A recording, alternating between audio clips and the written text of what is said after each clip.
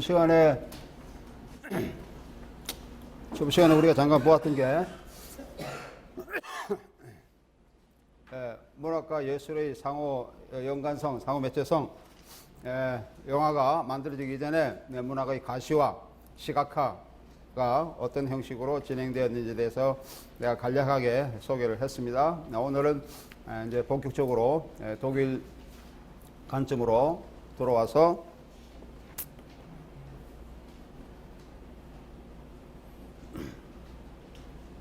독일에서 어떻게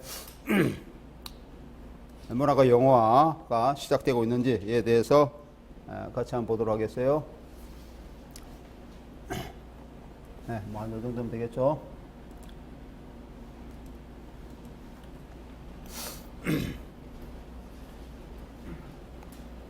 네, 오늘은 뭐 약간의 영화적 소개를 하고 그렇게 진행하도록 하겠습니다. 여러분들도 커뮤니티에 여러분 자료실에 저번 주 행근을 올려놓고 이번 주하고 다음 주하고 계속해서 이번 주에 올려놓도록 하겠습니다. 네, 오늘은 초기 영화에서 문학과 영화의 관계, 특히 표현주의 영화, 흔히 있어 새로운 예술로서의 영화 이런 관점에 대해서 같이 한번 보도록 하겠어요.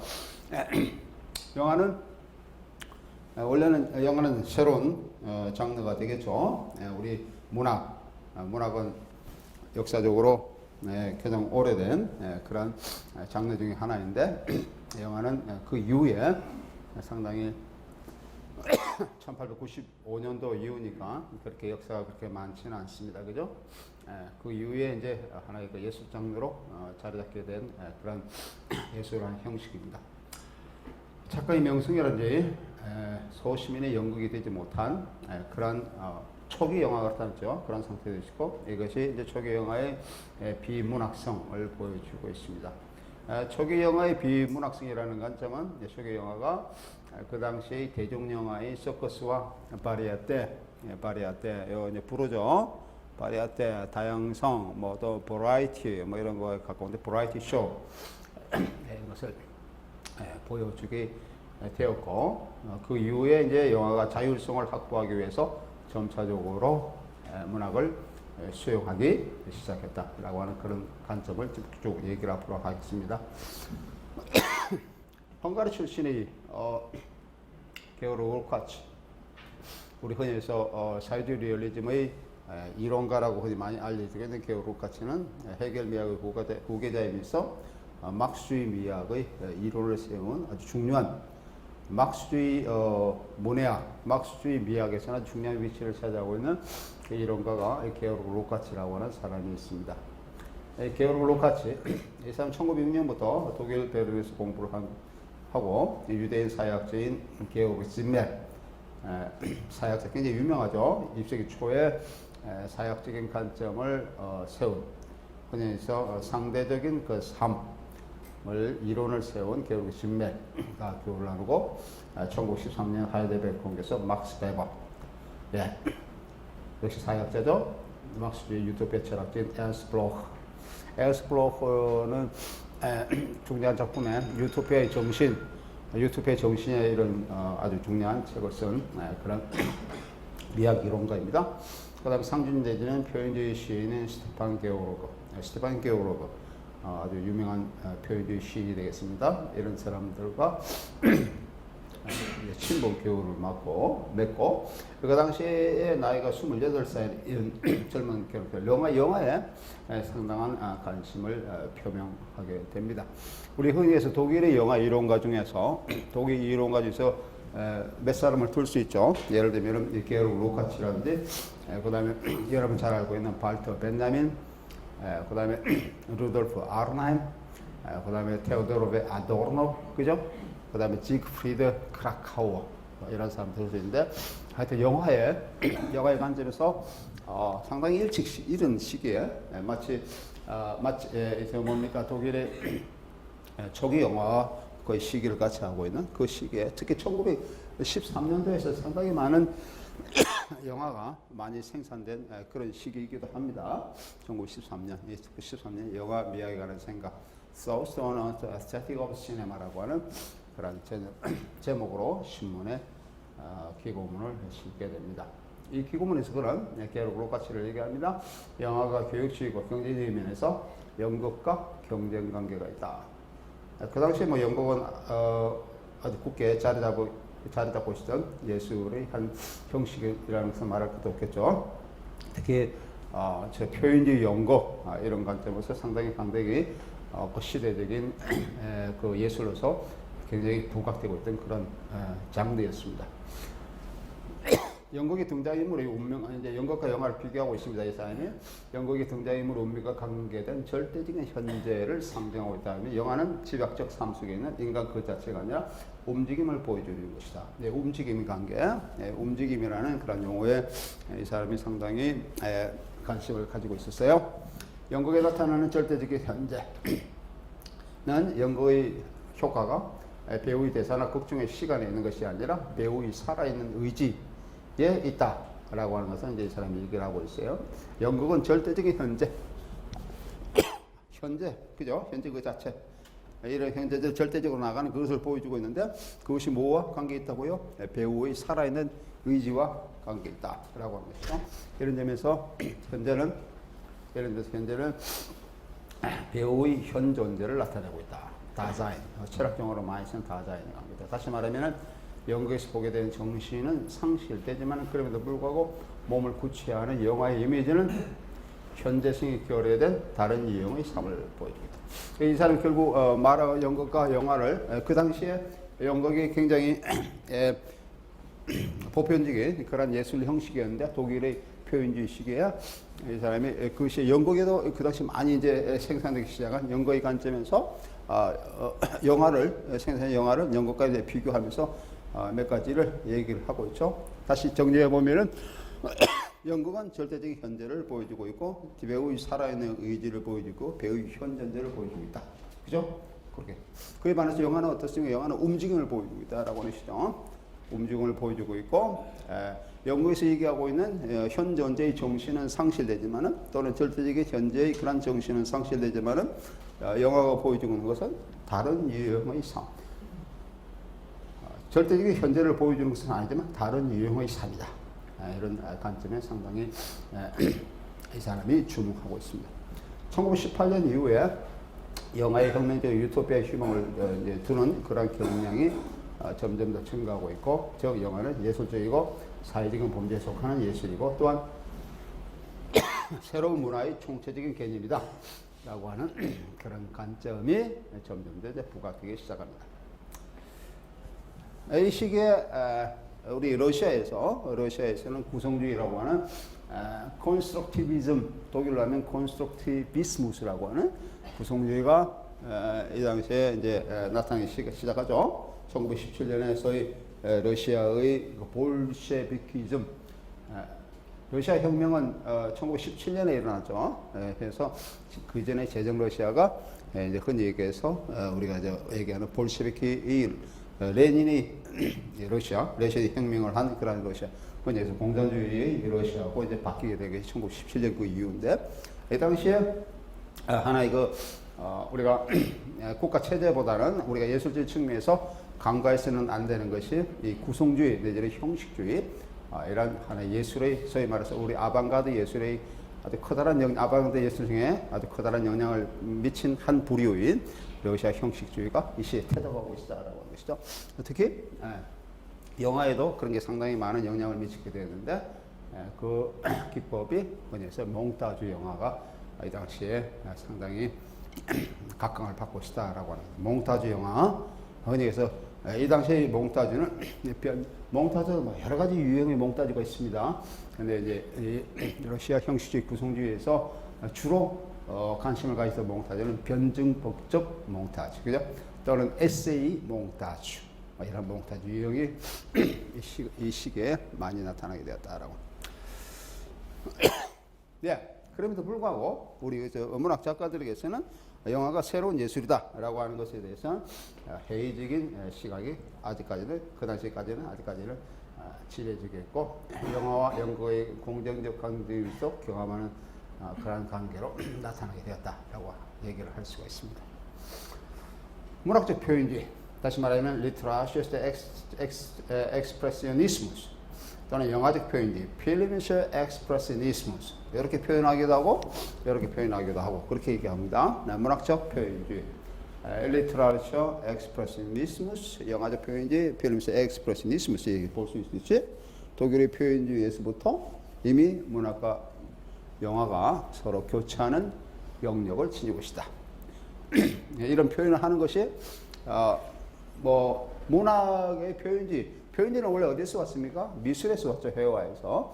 회화에서는 그런 하나의 그 예술 주의인데 예술의 그런 하나의 그 주의 이즘 그런 것인데 문학적인 이런 것도 표현할 수 있고 영화적으로도 이렇게 표현할 수 있다라고 할 수 있죠. 또는 뭐 회화적으로도 그렇게 표현할 수 있습니다. 마르리시아 엑스프레시오니스무 그렇게 했는데 이제 특히 우리가 문학과 영화의 관계에서 여러 표현들이 사용되고 있는데 이런 용어가 사용되고 있다는 것 자체가 이미 문학과 영화가 그 시대에 이미 하나의 영역을 각자의 독자적인 영역을 형성하고 있다라고 하는 것을 암시해주고 있습니다. 또한 이 시대에는 자동차의 혁신, 과학기술, 대도시의 생성, 사회적 변화로 대중의 생활에 많은 변화를 유발시킵니다. 특히 속도의 미학이 시대에서 현재 인식에 대한 새로운 변화를 가져옵니다. 자동차가 상당히 이 시기부터 이제 보편화되기 시작했죠. 과학기술이 굉장히 급속도로 발전하는 시기입니다. 특히 전체 만환경이 이제 발전된 그런 시기이기도 합니다. 전체 만환경. 그래서 그 당시에 전체 만환경으로 이제 전체를 우주를 살펴보기 시작했어요. 뭐 그 이전에 케플러 만환경 그런 것도 많이 있었지만은 하나 이제 정도 발달된 만환경으로서 이제 보게 되는데 저 멀리서 커다란 어떤 혜성이 지구로 날아오는 것을 관찰하게 되었어요. 해서 그게 유명한 켈리 혜성이라는 혜성인데 76년마다 우리 지구를 한 번씩 도는 그런 혜성이 켈리 혜성이 있습니다. 그래서 그 혜성이 날아오니까 그게 1906년도 7년도 기억이 되는데 그 시대에서 사람들이 켈리 혜성이 지구에 부딪히면은 지구가 멸망할 것이다 라고 하는 지구의 멸망론 이른바 그 아포칼립스라고 그렇게 얘기하죠. 우리 흔히 해서 세계 종말은 아포칼립스라 그런 표현을 쓰고 우리 신학적으로 우리가 지구의 멸망, 이 세상의 멸망. 우리 성경에서는 지구의 멸망, 이 세상의 멸망을 이미 정해놓고 있습니다, 그죠? 성경의 책의 제일 마지막 요한계시록에 보면은 이 세상의 멸망을 하고 이제 새로운 새 하늘, 새 땅에 대해서 이제 얘기를 하고 있는데 하여튼 이렇게 멸망을 얘기할 때 그때 얘기할 때 신학적인 용어로서는 에샤톨로지 독일어 하면 에샤톨로기 그런 용어를 씁니다. 우리 일반적으로 이제 지구의 멸망, 세계 멸망 그런 것은 아포칼립스하고 에샤톨로지 이렇게 좀 차이점이 있어요. 용어적인 차이를 가지고 있다 이런 뜻이에요. 그래서 여기서는 아포칼립스의 관점, 아포칼립스의 관점이 상당히 많이 이제 나타나게 됐습니다. 또 대도시 생성, 커다란 대도시가 생성되겠죠. 그래서 흔히 우리 영화적 장르에서 문학적으로도 그렇습니다. 대도시 문학 이런 문학이 이제 생성되기도 하고 대도시 문학 독일어 하면 Großstadt Literatur 도시는 슈타트고 대도시는 Großstadt Literatur 대도시 문학 또는 대도시 영화 Großstadt Film 이런 것들이 이제 만들어지게 됩니다. 예를 들면 여러분 뒤에 아마 조금 소개를 될 것 같은데 프리츠 랑의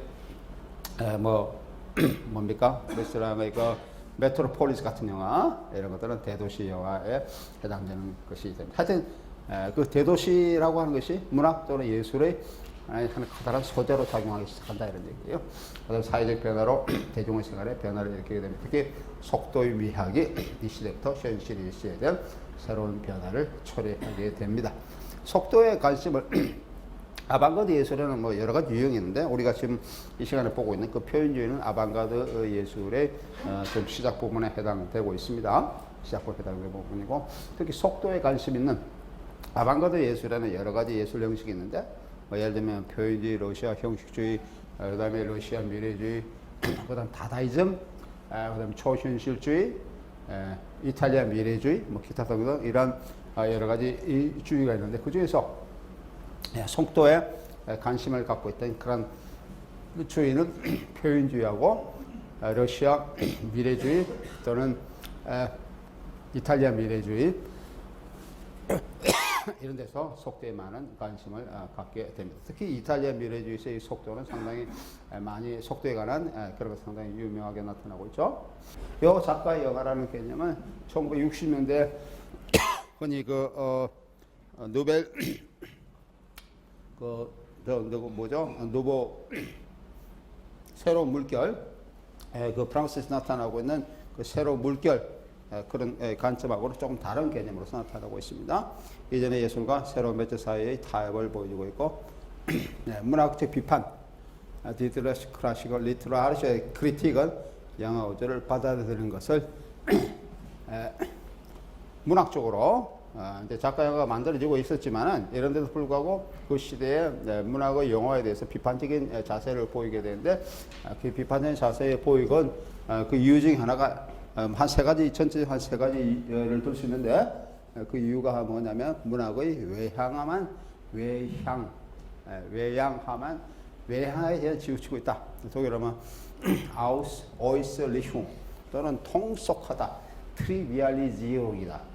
문학이 통수가 되어 있다. 또는 잘못된 방향으로 가고 있다. Fehlentwicklung이죠. Fehlentwicklung 이런 것이 비판을 하고 있고 문학의 원본적인 성격이 없어지고 문학이 상품적 성격으로 바뀌고 있다. 이런 데 대한 비판의 목소리도 나타나게 됩니다. 문학이 너무 상품화되고 있다라고 하는 관점. 그 다음에 세 번째로서는 혼란스러운 밀레니엄 시대의 산물이다라고 하는 것이죠. 밀레니엄 시대는 1918년 바이마르 공화국의 탄생 이전에 독일의 국가체제, 왕정체제를 얘기합니다. 프로이센 제국의 왕이 지배하는 그 시대를 얘기를 하고 있죠. 독일의 마지막 왕조 이름이 빌레름 왕조예요. 빌레름, 그래서 빌레름 시대의 산물이다 라고 얘기를 합니다.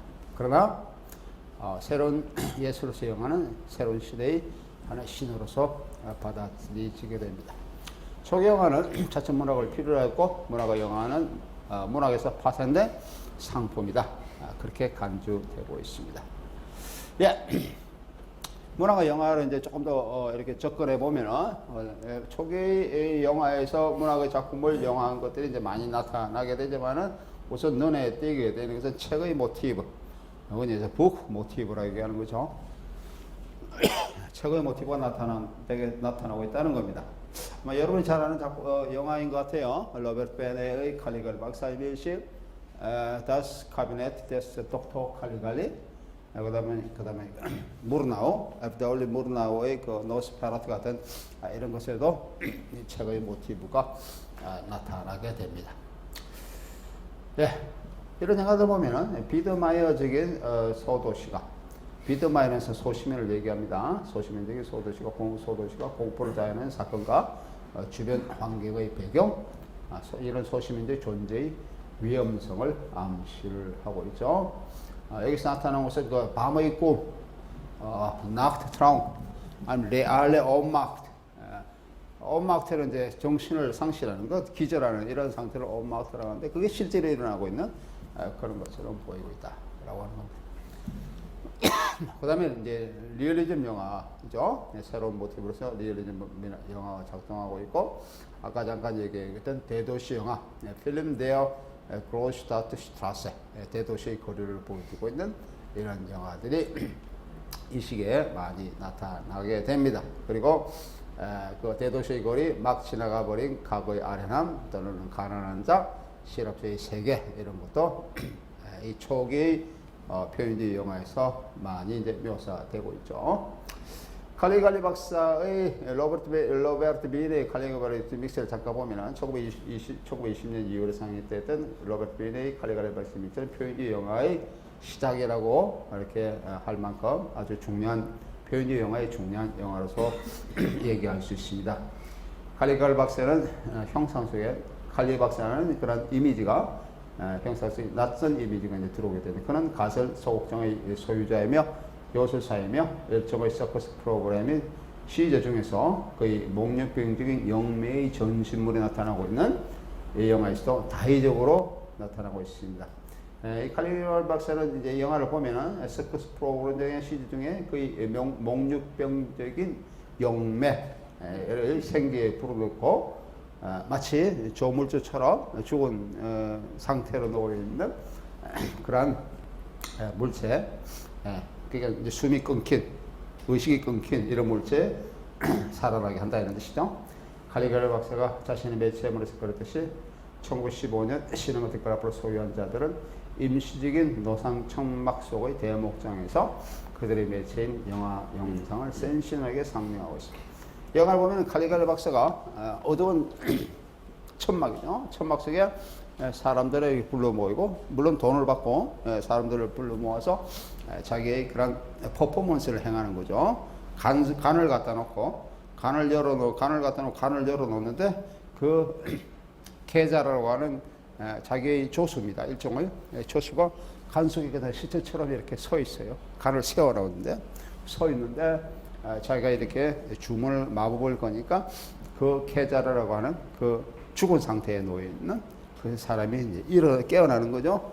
깨어나서 예언을 행하는 그런 모습의 영화를 보여주고 있습니다. 그 자체가 이미 영화다. 그죠? 그래서 칼리갈 박사의 밀실가차의 개념이 이미 영화적인 그런 개념으로 영화적 개념 환유적으로 사용하고 있는 것이다. 라고 얘기를 할 수 있습니다. 그들은 정적인 사제매체의 생기를 불어넣었기 때문에 칼리갈리처럼 마법사로 나타납니다. 물리학, 화학, 강학으로 설명돼서 이러한 과정이 마법화가 되지 않는 검은 예술, 유령 같은 창조력을 연상시키면서 그다지 놀라운 일이 아닙니다. 영화 칼리갈리에서 처음으로 말해야 되는 문장은 다음과 같습니다. 유령들이 있다. 도처에 그들은 우리 주위에 몰려있다. 1920년 이 영화 자체가 적지 않은 사람들이 어깨 벼갖고 또는 유령처럼 나타나고 있다 라고 얘기를 할 수가 있어요. 네. 잠깐 볼까요? 여기서 보면은 우리 영화를 시간상으로 다 보지는 못했지만은 우선 여기서 내 내용적으로 설명하면은 영화 속 칼리갈 박사는 살인 의도를 지닌 마법사일 뿐만 아니라 동시에 아까 지방 정신병원의 원장, 아까 정신병원 잠깐 나와 있죠? 이와 같이 영화의 탐정 소설 같은 구도론에서 칼리갈의 또 다른 자아의 체험이 이제 발견되게 됩니다. 또는 이것은 주관적으로 왜곡된 화자가 투영된 것인가? 영화의 마지막에 이제 분명히 드러나 있듯이 정신병자 환자인 화자를 이제 얘기를 하고 있는 것이죠. 이제 바로 영화가 다른 영화와 구별되고 자기 성찰적인 영화, 다시 말하면 모든 힘의 예로 상쾌하는 모호성과 이중성의 원칙을 보여주고 있습니다. 무엇이 한각이며 무엇이 현실인지를 이렇게 똑똑하게 드러내지 않고 외관상으로 보아서 가능한 자연스럽고 환상과 감각의 현역에 의거하는 매체의 특성을 이 영화가 보여주고 있습니다. 칼리갈리 박사의 이 영화의 관계가 마치 영화처럼 그의 천막에 앉아 있는 것인데, 그의 천막에 앉아 있는 그런 이미지를 보여주는데 그의 밀실은 다름 아닌 영화관 그 자체를 보여주고 있는 것이다 라고 얘기를 할 수가 있습니다. 칼리갈리 박사의 밀실이 상영되기 한 달 전에, 다시 말하면 1920년 1월 14일에 뮌헨의 한 장소에서 국가사회주의 독일노동당 창립총회가 개최됩니다. 여기서 히틀러는 독일 민족에게 이질적인 요소를 표현하는 그런 강령을 공포하게 됩니다. 히틀러의 강령은 그 자체가 편집 광적인 분위기의 산물이며 보이지 않는 적에 대한 집단적인 공포의 산물이 되겠습니다. 마치 박테리아가 국민의 몸을 공격할 것 같이 보이지 않는 적에 대한 공포인 것입니다. 히틀러는 1933년대에 흔히 얘기해서 그 국가사회주의죠. 국가사회주의 이념을 표방한 나치즘으로서 1933년에 정권을 잡게 되는데, 그 이전에 1910년대에 이미 정치적인 그런 활동을 했던 사람입니다. 갑자기 이렇게 총리가 된 건 아니고 한 15년 동안 정치적인 기반을 이렇게 쌓아왔던 사람입니다. 여기 나오는 1920년 1월 14일에 뮌헨 안정장소에서 노동당, 독일 노동당이죠. 창립총회에서 히틀러는 그 당시에 벌써 우리 사회의 이질적인 요소를 가려내야 된다, 배제해야 된다. 이런 생각을 가지고 연설을 했습니다. 예. 이러한 분위기가 군대의 패배가 군력으로 되기 때문에 바이마르 평협제에 연관해서 독일 국민에게 널리 펴지게 됩니다. 그것이 이제 히틀러가 그게 상당히 그 나름대로 지지색을 모아들일 수 있던 것이 1927년이면 20년이면은 독일이 그 제1차 세계대전에 패망한 지 얼마 되지 않잖아요, 그죠? 뭐 한 1, 2년도 채 되지 않는 시기에 그게 독일 전체 국민이 패배의식, 패전의식에 사로잡혀 있는 시기에 흔히 얘기해서 그 민족주의적인 이런 관점을 고취시킨 이런 강령을 표방하게 됩니다. 예, 그래서 이런 분위기는 군대의 패배와 굴욕을 했게 된 바이마르 평화협정에 연관해서 독일 국민에게 널리 펴지게 되고 특히 경제의 불황원에서 아주 힘들게 된 중산층에도 이 분위기가 팽배해집니다. 경제뿐만 아니라 정치적으로 집단 기반을 다가했다는 불신이 나타나고 이런 분위기가 칼리갈리 박사의 밀실 이런 데서도 나타나게 됩니다. 예, 이 영화의 기만적인 나레이션 속에서 외양과 환각, 현혹과 진실의 차이가 드러나지 않는다는 점에서 또한 세계를 주관적으로 왜곡시키면서 산발적으로 묘사하는 시각적 스타일에서 이러한 분위기를 감지할 수가 있습니다. 같은 시기에 표명된 국가 사회주의자들의 첫 강령으로 다루는 이 영화는 그 자체가 초기 바이마르 공화국 특징인 불확실성에 대한 실존적인 경험의 일부. 우리가 정치적으로 이 영화는 우리가 그 칼리게리 박사의 밀실은 문학과 영화에서 최고의 모티브를 사용하고 있고 아까 얘기한 것처럼 표현주의 영화의 시작에 해당되는 그런 영화이고 기사 등도 이런 영화 내적인 또는 영화의 미학적인 관점에서 얘기를 할 수 있지만 그 다음에 여기 영화의 외적인 이런 관점으로 너무 이런 경계를 조금 넘어오면은 그 당시 정치적인 그런 관점도 이 영화가 많이 받아들이고 있다라고 하는 것이죠. 그것이 이제 초기 바이마르에 대한 불확실성에 대한 실존적인 경험, 상당히 모호한 것을 보여주고 있는 이런 것이다라고 하는 겁니다.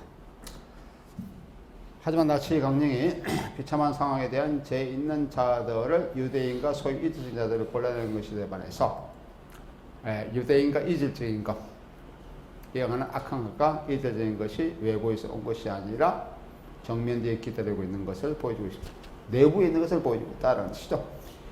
예, 칼리갈리 박사는 여러 가지 역할을 합니다. 이 영화에서 정신병 의사, 살인자, 그의 관객을 마치 영화의 관객처럼 여기도록 현혹시키는 흥행자의 역할을 하고 있죠.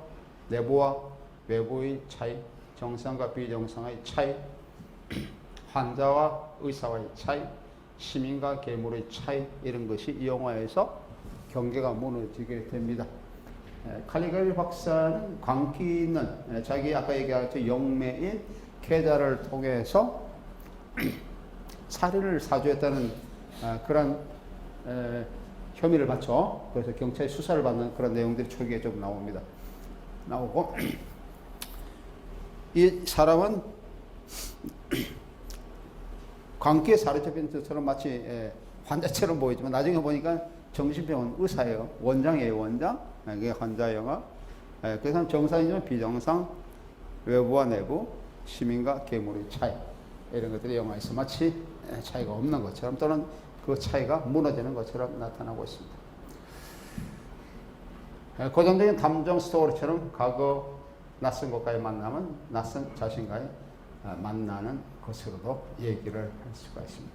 이게 탐정영화 스토리는 탐정영화 스토리의 그런 서사의 과정을 보여주고 있습니다. 아까 얘기한 것처럼 살인 사건이 일어나고 납치 사건이 일어나고 이런 이제 사건들이 영매가 이제 자기가 예언했던 영매가 이제 이렇게 막 아까 그 누구면 칼리갈리 박사가 영매를 깨워서 간수의 영매를 깨우니까 사람들이 굉장히 의아해 여겨가지고 이 사람이 예언하는 데다 칼리갈리 박사가 그렇게 얘기하니까 앞에 있던 서커스단에 모인 그 사람들이 와서 자기 운명을 얘기를 해요. 나는 어떻게 될 것입니까? 한 사람이 물으니까 당신은 내일 새벽에 죽을 것이다라고 예언을 하죠. 아까 그 깨어난 케자르가 이게 막 놀라는 모습을 이렇게 했는데 그 사람이 실제로 그 다음날 새벽에 죽어버려요. 응? 죽어버린다. 그러니까 이제 이 예언한 영매가 살해했다라고 하는 이제 살인의 혐의를 받게 되죠. 그래서 경찰이 수사하고 이 칼리갈 박사도 찾아가서 이제 수사하고 하는 장면들이 쭉 나옵니다. 그리고 영매가 케자라는 영매가 또 어느 아까 얘기 약혼자라고 하는 그 약혼녀를 밤에 자기 집에 자고 있는 그 약혼녀를 납치해가는 장면도 나와요. 뭐 기타 등등 이런 것들이 그 당시에 그 탐정영화는 1918년, 1920년 사이에 독일의 그런 표현주의 그 시기에 굉장히 많이 나타났던 그런 하나의 장르가 됩니다. 영화 장르.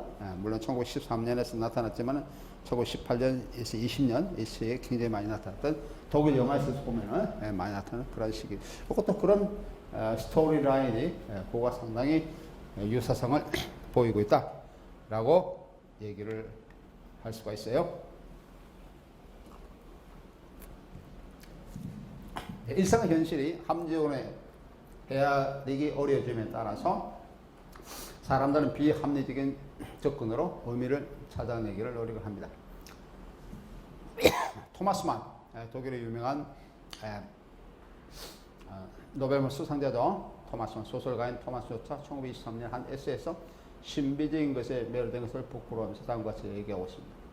영화는 공포와 환상의 어두운 영역으로 떠나게 되는 장소를 선호하고 있다 라고 얘기를 하고죠. 이 사람도 토마스 만 아까 얘기하는 몇 명의 그 당시의 그 소설가들과 마찬가지로 독일 문학과 영화 또는 영화 자체에 상당히 긍정적인 그런 의견을 표명하고 있습니다.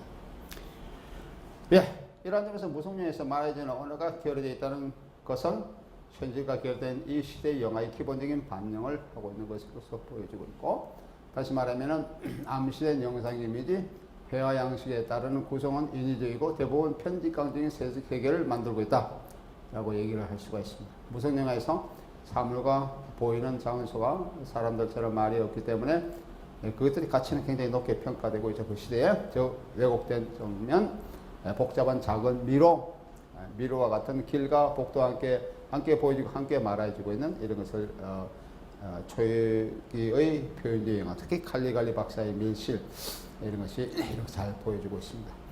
낭만주의 공포소설처럼 사건의 현장은 일반적으로 이제 사람들이 사는 그런 삶과 연관되고 있죠. 네, 이러한 경향을 문학사에서 표현주의에서 문학사에서는 표현주의 영화에서 신증물주의 영화로 넘어가는 그런 가독의적인 시기와도 연관을 지니고 있습니다. 노예 자크리카이트라고 하는 그런 시기와도 연관을 지니고 있어요. 그 다음에 이 시기 문학사에서 보면은 그 환상이 소실되고 있는 것을 또 보여주고 있고, 피어루스 데 일루지온, 또 영화는 하나의 국민예술로서의 그런 역할을 하고 있다라고 하는 것도 이 시기에 중요한 하나의 표현적 영화가 갖고 있는 하나의 중요한 하나의 그 카테고리가라고 얘기를 할 수 있습니다. 키노 아르스 폴크스트 쿤스트라고 했고, 영화는 새로운 시각 문화의 총체적 개념입니다. 필름 아르스 인 베그리프 안 노엔 비주얼은 쿨투어라고 얘기를 할 수가 있죠. 예, 러시아 구성주의 영화 이론가 벨라 발라즈라는 사람이 있는데, 벨라 발라즈라는 사람이 이제 유명한 자신의 책인 보이는 인간은 그런 책에서 이 시기의 새로운 영화적 의미, 특히 이 사람은 이제 흔히 가시적인 그런 사람 또는 시각 문화 이런 관점에서 상당히 많은 영향을 미친 것이고, 특히 몽타주 이론을 이 책에서 여러 가지 유형의 몽타주 이론을 제시함으로써 그 소련의 그 구성주의 구성주의 영화죠. 구성주의 몽타주 이론적인 부분에 상당히 많은 기여를 하게 됩니다. 예. 그 다음 무성주의 시대에 끝에서 비로소 이제 영화 시나리오라고 하는 문학 장르가, 영화 시나리오가 하는 것이 하나의 문학 장르로서 하나 이제 각광을 받게 되고 있죠. 네, 지금도 아직까지도 시나리오가 구체적으로 어떤 장르에 속하는지도 아직까지도 논란이 되고 있습니다. 하지만은 아까 이게 벨라 발라즈가 영화 시나리오에 관한 그런 부분을 상당한 부분을 이 책에서 언급을 하고 있습니다. 함으로써 하나의 그 장르로서 문학 장르로서 정착시키는데 기여를 하게 됐다 했죠. 시나리오의 그런 예술적 성격이 뭐냐라고 하는 논의를 하고 있다는 겁니다. 시나리오는 야노스적인 그런 양상을 지니고 있죠. 우리가 문자로 쓰여졌다는 점에서 문학 장르로 얘기할 수 있고, 시나리오는 또 영화를 일반적으로 만드는 영화 제작을 전제로 하고 있죠. 그렇기 때문에 영화의 한 부분으로서 얘기를 할 수도 있습니다. 영화의 한 장르에서 영화 속의 하나에 속하는 하부 장르다라고 얘기를 할 수도 있죠. 항상 어떻게 보면 상당히 경계에 있는 것 같아요. 네, 경계에 있는 그런 하나의 장르적 개념인데, 이 시기에 이미 벨라 발라드가 이것을 얘기를 하고 있다라고 하는 겁니다. 예. 이 시기에 나타나고 있는 책의 모티브, 아까 조금 전에 우리가 저 칼리글 박스에서 잠깐 봤던 책의 모티브, 이런 문학적인 것이 이제 같이 몰락으로 여겨지고 있고, 이것이 이제 영화에 나타나는 것이다 라고 얘기를 하고 있습니다. 책은 악한 것이나 재앙을 이야기하는 것을 덮어주거나 보고하는 그런 형식을 취하고 있습니다. 우리 조금 전에 봤던 칼리글 박사의 밀실이 마치 마치 소설의 화자처럼 화자를 끌어들여서 얘기를 하고 있는 책의 모티브를 사용하고 있다라고 우리 조금 전에 보았고, 그 다음에 또 모르나우의 그런 영화 노스페라투, 독일의 최초의 공포 영화 또는 흡혈귀 영화로 얘기하고 있는 노스페라투 공포의 교향곡, 노스페라투스 아이네 짐포니 데스 글라운스라고 하는 이런 것은 네덜란드 작가인 브람 스토커의 드라큘라, 1897년에 쓰여진 드라큘라를 원작으로 삼으면서 영화 여러 곳에 원전인 책의 모티브를 보여주고 있습니다. 드라큘라 영화 그런 식이죠. 노스페라투. 네, 노스페라투는 어떤 부동산 그 회사죠. 이모빌리언 부동산 회사가 갑자기 이제 루마니아에 살고 있는 이른바 트란스벨리아라고 지방인데, 트란스벨리아 그 드라큘라 백작, 이제 우리 영화에서는 노스페라투로 나오는데, 노스페라투의 그런 백작이 브레멘에 있는 부동산 회사에 연락을 해서 자기가 그곳에는 주택을 사고 싶다라고 이제 연락을 취하니까 그 부동산 회사의 그런 직원, 이제 영화의 주인공이 됩니다. 그 직원이 직접 그 현지에 가면 계약서를 작성하기 위해서 현지에 갔다가 다시 되돌아오는 그런 형식을 취하고 있습니다. 아주 고전적인 로드무비죠.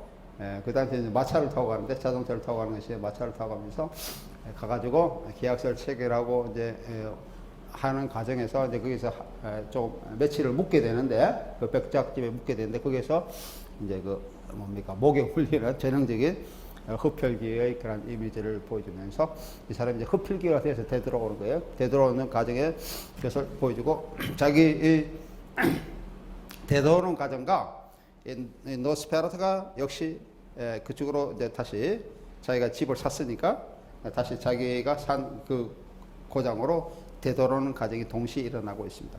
그 노스페라투가 다시 오는 과정, 독일로 들어오는 과정, 흔히 얘기해서 이질적인 것에 대한 공포입니다. 이질적에 대한 공포. 아까 우리 칼리갈리 박사에서 나타난 것과 마찬가지로 노스페라투도 마찬가지죠. 외부적인 것. 여기에서는 지역적으로 루마니아라고 표명하고 있습니다만, 독일 외적인 그런 요소가 들어옴으로써 독일 사회에 불안, 위협을 가하는 이런 우려스러움을 표방하고 있는 것이 이제 이 노스페라투라는 영화가 되겠어요. 네. 그래서 아까도 그 영화 칼리갈 박사의 밀실도 히틀러의 관점에서는 유대인과 연관을 시킬 수가 있는 것이고, 이 노스페라투도 마찬가지로 유대인과 연관이 되고 있습니다. 동유럽에 살고 있는 유대인들이 독일로 들어오는 것에 대한 두려움을 표방하고 있는 것이다 라고 얘기하는 것이죠. 그래서 이 영화가 노스페라투가 아까 얘기한 노스페라투라고 하는 그 백작이 배를 타고 오는데, 배가 이제 유령선처럼 그렇게 보이고 있어요. 유령선처럼 아무도 이제 선원이 없는 노스페라토가 혼자 배를 타고 오는데 그 노스페라토가 오는 그 유령선에서 갑판 모습을 보이는데 갑판이 갑자기 쥐가 막 올라와요. 선실에서. 쥐가 막 올라와서 갑판을 쥐가 뒤덮는 그 쥐의 이미지를 보여주고 있는데 이런 것들이 예, 그 1939년 40년 유명한 그 유대인 영화에서도 굉장히 유사하게 나타나고 있습니다. 예, 그게 유대인들 독일에서는 그 당시에 쥐로 묘사했다라고 하는 거예요. 예. 잠깐 요것도 잠깐 보도록 하겠습니다. 지금 여기서는 이게 내가 소개하는 것은 허필그 영화의 관점에서보다는 이 영화 전체가 드라큘라라는 책을 원전을 모티브로 하고 있다라는 뜻의 문학과 영화라는 관점이에요. 이 문학 영화하는 관점이고, 그 다음에 그 노스페라 내용 자체가 책의 모티브를 해서 영화 전체 서사가 끝까지 이어간다라고 하는 그런 관점에서 지금 내가 얘기를 하고 있습니다. 문학과 영화의 관점에서 얘기를 하고 있는 그런 부분이라고 이해를 하시면 되겠습니다. 예. 시네마토그래프의 그런 초기 다른 용어로서는 키네마토그래피라고 하기도 하고 이런 것이 키네마토그래프의 무대 유희, 키네마토그래펜 샤우스필 또는 영화의 무대 유희, 필름 샤우스필 또는 키노 샤우스필 독일어로 그렇게 얘기할 수 있습니다. 빛의 유희 드라마, 리히트슈필 드라마, 빛의 유희 드라마도 얘기할 수 있고 이런 것들이 영화와 거의 같은 의미로 사용되어졌다 다시 할 것이죠. 이런 것은 거의 동의어로 사용되는 것은 제1차 세계대회 이전에 영화 이론에 연극 이론이 많이 사용되고 있다라고 하는 거죠. 우리 여기서 그 샤우스필 이런 관점은 독일에서 샤우스필이라는 용어는 우리 영국에서 하는 용어예요. 영국을 샤우스필은 보여주는 그런 유희 또는 보여주는 예술이라는 의미예요. 샤우스필. 우리 배우를 흔히 독일어 배우는 샤우스필러라고 그러거든요. 여기서 어미 에르 독일의 그 남성형 어미 에르 샤우스필러 그러면은 배우를 얘기합니다. 이 배우는 샤우스필러린 그 배우란 용어가 원래는 연극적 관점의 용어에서 나온 것이다 라고 하는 것이죠. 그래서 여기 나오는 샤우스필 용어 굉장히 많이 다 붙어 있는데 또는 심지어는 여기는 드라마라는 용어까지 붙어 있죠. 영화를 이런 것들이 1차 세계 이전에 영화 이론에 연극적인 그런 관점이 굉장히 많이 들어와 있다. 또는 그런 관점이 많은 영향을 미쳤다. 라고 그렇게 얘기를 할 수가 있습니다. 예.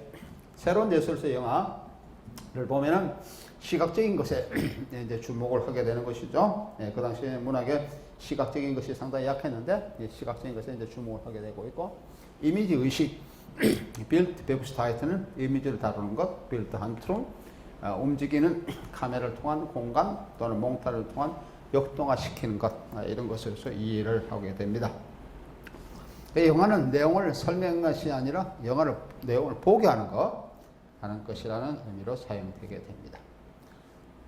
아까 얘기한 것처럼 영화 드라마 또는 리히트슈필 드라마 이런 용어들이 이제 굉장히 많이 사용되고 있는데 이건 줄거리 드라마, 한드론 드라마의 내용의 내용이고 영화가 보다 빠르고 환상을 유지하는 변화를 통해서 연극을 완전하게 하고 있다라고 얘기를 할 수 있고 그러나 긴 대화와 대화상의 연속성의 포기는 영화가 드라마적인 구조를 받아들이기를 거부하는 것을 암시한다라는 거죠. 그런데 연극에서는 굉장히 긴 얘기들이 이제 많이 얘기하고 있고 대화상의 연속성이 이제 연극에서는 굉장히 필수적으로 많이 나타나고 있죠. 하지만 영화에서는 그런 드라마적 구조, 드라마적 요소를 많이 받아들이지만은 드라마적 구조와는 다른 그런 서사 구조를 보여주고 있다라고 하는 것을 얘기를 하고 있습니다. 한편으로는 초기 영화에서는 판토마임과 유사성을 보여주고 있죠. 대화가 없는 드라마, 판토마임, 드라마 원해볼. 하지만 대화보다 줄거리의 카메라 시각을 줄거리 카메라 화자의 시각으로 설정하고 있는 에셀 페스펙티브 이런 것을 설정하는 것이 특징적이라고 얘기를 할 수 있습니다.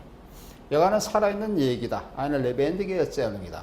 그 당시의 관점을 내가 소개하고 있는 거예요. 그 당시에서 영화를 이렇게 생각을 했다는 거예요. 초기에 영화는 살아있는 얘기다. 또는 영화는 발라드다. 발라드, 키노 발라드 그런 용어를 사용하고 있습니다. 다시 말하면 발라드, 우리가 해서 발라드, 그래서 담론 형식의 그런 서사 형식의 드라마, 그죠? 이런 것을 발라드라 얘기를 보통 많이 얘기하고 있는데, 드라마틱, 에픽, 리릭 이 세 가지가 다 결합된 그런 형식부터 얘기를 할 수 있습니다. 또는 영화는 노벨러 형식이다라고 얘기를 할 수 있어요. Eine novellistic form des Films. 노벨레. 노벨레는 독일의 아주 특징적인 하나의 그 소설의 하부 장르가 되겠죠. 노벨레. 아까 우리가 문학의 3대 장르는 드라마틱, 에픽, 리릭. 이게 이제 문학의 커다란 3대 장르가 되겠습니다. 우리 흔히 해서 시, 소설, 드라마라고 하는 것이죠. 최근에는 문학의 4대 장르를 얘기를 하고 있습니다. 3대 장르이고 4대 장르. 4대 장르를 이제 최근에 많이 얘기하고 있는데, 그 중에 4대 장르 시, 소설, 드라마 이외에 4대 장르로서는 영화를 얘기하는 사람이 있고, 또는 우리가 문학 이론을 4대 장르라고 얘기를 하는 사람도 있습니다. 나는 이제 영화에 찬동하는 사람이에요. 4대 장르로서 시, 소설, 드라마, 영화. 이것이 문학의 4대 장르다라고 하는 것이죠.